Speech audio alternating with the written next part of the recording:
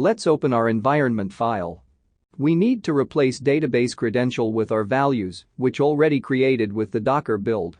If you missed the part, see our previous tutorial, Install Laravel using Docker. The link provided below in the description field.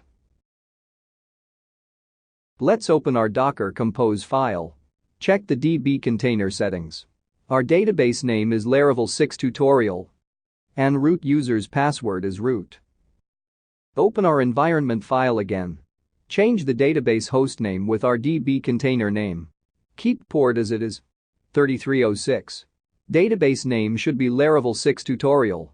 Username root and the password also root. Now open our terminal.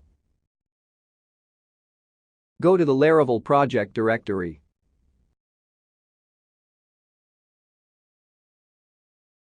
Now run the migration status to check our database credential. The command should be docker compose exec app php artisan migrate : status.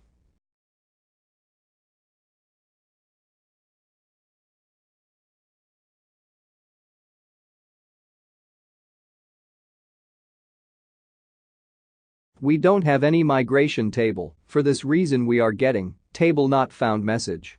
That means Laravel successfully connect to our database server. Now run the command docker compose execute app php artisan migrate.